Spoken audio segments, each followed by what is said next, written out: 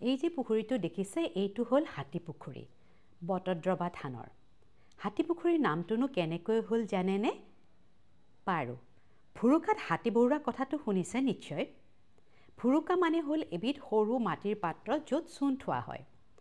কোচৰজে নৰনাৰায়ণে তেওঁৰ ৰাজসভাৰ পণ্ডিতসকলক ভাগৱত পুথিখন চমুকৈ একেদিনেই পঢ়িব পৰাকৈ লিখি উলিয়াবলৈ অনুৰোধ কৰোঁতে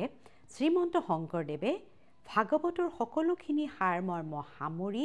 একেৰাতিৰ ভিতৰতে গুণমালা পুথিখন সাঁচিপাতত ৰচনা কৰি উলিয়ায় ভাগৱতৰ দৰে এখন বিশাল পুথিক 1 ইঞ্চি বাই 2 ইঞ্চি সাঁচিপাতৰ কেইখনমান পাততেই সাৰংশ আকৃতিত গুণমালা ৰচনা কৰাৰ বাবে এনে কাৰ্যক হাতীমাৰি ভুৰুকাত ভৰোৱা বুলিও আখ্যা দিয়া হয় এই গুণমালা বা আন আধ্যাত্মিক আলোচনা য'ত বহি ভকতসকলে চৰ্চা কৰে তাক কোৱা হয় হাতী বহা আৰু যিটো পুখুৰীৰ পানী তেওঁলোকে ব্যৱহাৰ কৰে মাহ প্ৰসাদ আদি ধুবৰ বাবে আৰু আন কামৰ বাবে তাক কোৱা হয় হাতী পুখুৰী এনেধৰণৰ সৰু সৰু বহু আকৰ্ষক কাহিনী সোমাই আছে বটদ্ৰৱা থানত তেনে কিছু কথাৰে বটদ্ৰৱা থানৰ এটা ভিডিঅ' লৈ আহি আছোঁ চাই থাকিব ফলো আৰু ছাবস্ক্ৰাইব কৰিব